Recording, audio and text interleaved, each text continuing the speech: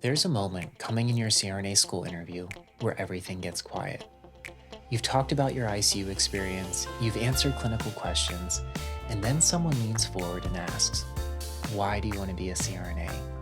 And in that moment, you realize they're not asking about your resume. They're asking about who you are and what drives you.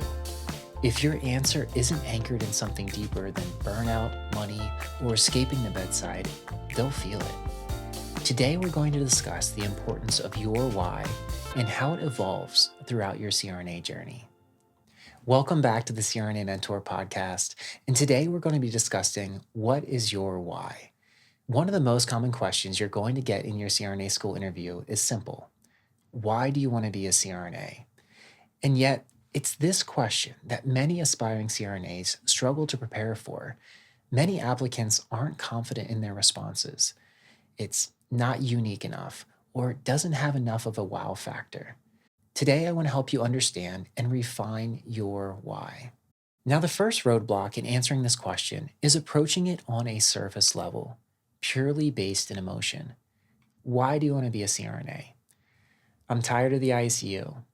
I want to make more money. I got burned out during COVID and need a change. Or even, I never liked bedside nursing in the first place. None of these feelings are wrong, but they're just that, feelings.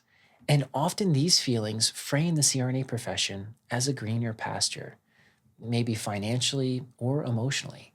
Now, the vast majority of my mentees are emotionally intelligent enough not to say these things in an interview, but this is where they get stuck. How do I say these things without actually saying these things? Now, the first shift that I offer is stop asking yourself, why do I want to be a CRNA? And instead ask, what motivated or inspired me to pursue this path in the first place? This shift reframes your answer in a positive light. It starts leading you towards something of substance. But motivation and inspiration are not the same thing. So let's break both of them down. First, motivation. Motivation can still be emotional, but it shifts the conversation in a healthier direction.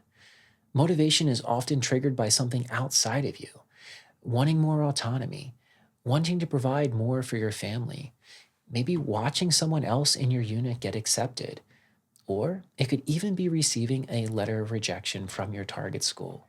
Motivation's also what helps you study for the CCRN, what helps you sign up for shadowing and network. It also pushes you to put your application together and submit it to your target schools. If you're identifying what motivated you to pursue CRNA, you're on the right track. But here's the problem. Motivation fluctuates. Think about the gym on New Year's Day. It's packed. New year, new me, right? That's exactly what motivation is. It's emotional, it's short term, and often it's reactionary. Understanding your motivation is very important, but it shouldn't be the central theme of your why. Instead, the main driver of your why should come from inspiration. Inspiration is different. It's internal, it's powerful, and most importantly, it leads to identity formation. Inspiration is the spark that leads you to pursue this career. When you think about your inspiration, it likely came from a personal story, maybe an interaction or some experience that you had. And this is where your why becomes compelling. Now, a quick aside, I spend a lot of time teaching my mentees about the power of storytelling. I often start my daily phone calls with, this is going to sound very silly, but the way that you stand out in your CRNA interview is by being a good storyteller. Your ability to articulate your experience in a meaningful story conveys a couple different things. It conveys the acuity of your ICU experience, your emotional intelligence, and your critical thinking. There's tremendous substance to your story. And we'll revisit storytelling in a future episode, but for now, understand this. Your inspiration lives inside a story. So what's your story? What's your initial spark that piqued your interest in this profession? Was it shadowing a CRNA? Was it your own surgical experience? Or maybe you're receiving a patient from the operating room and interacting with a CRNA who gave you bedside report.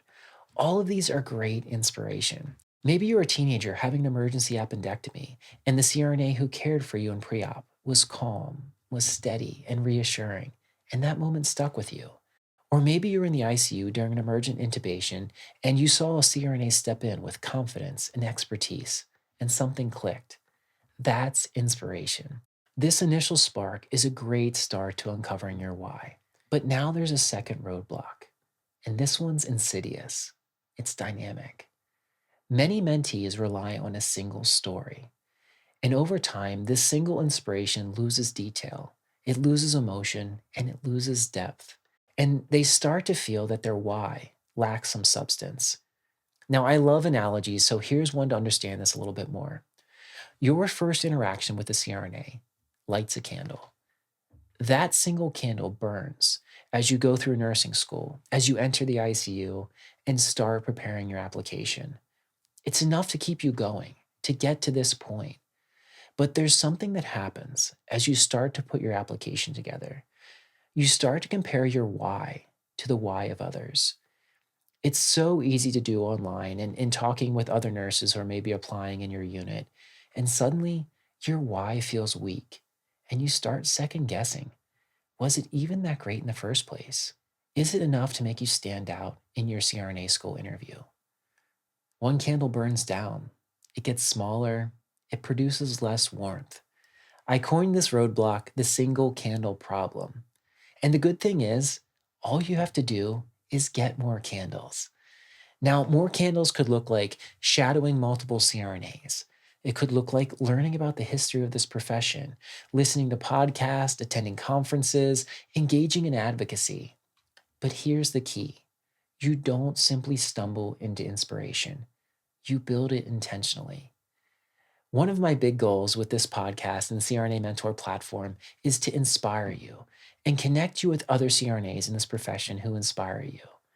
But you need to intentionally seek out inspiration as well. And the best way to do that is through immersion.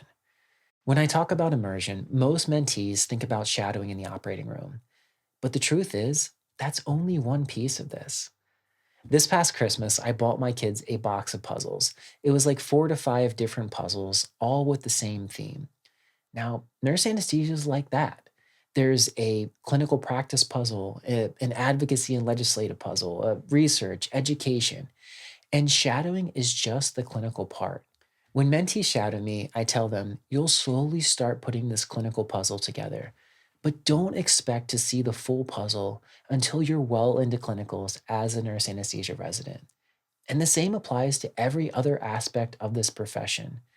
If you want real immersion, put yourself in a room full of passionate CRNAs. Attend ANA conferences like the Mid-Year Assembly or Annual Congress. Go to your state meetings in the spring or the fall meetings. When you surround yourself with engaged CRNAs, you will find endless sources of inspiration and you'll start lighting more candles. One of the central teachings of CRNA Mentor is this: look beyond getting accepted, look beyond passing boards, and ask yourself, how are you going to impact this profession? Is it academia, research, advocacy, leadership? Identify role models in this field. Aspire to be like them. And all these goals and aspirations don't have to be set in stone, but they definitely deserve some forethought because they directly shape your why. When you immerse yourself in nurse anesthesia, something clicks. Your identity shifts, and you stop feeling like an RN who's interested in anesthesia and start feeling like an aspiring CRNA. This shift is powerful. It creates belonging, and when you feel like you belong, your inspiration and motivation become palpable. That's the goal. As you start to define your why, take that initial spark, your single candle, give it oxygen and fuel it with motivation. Then intentionally put yourself in situations to light more candles. If you immerse yourself in nurse anesthesia, your inspiration will evolve into passion, and that passion will shift your identity. Your why will transform from a single inspiration into something that burns. And when that happens, it will be palpable in your application and undeniable in your interview.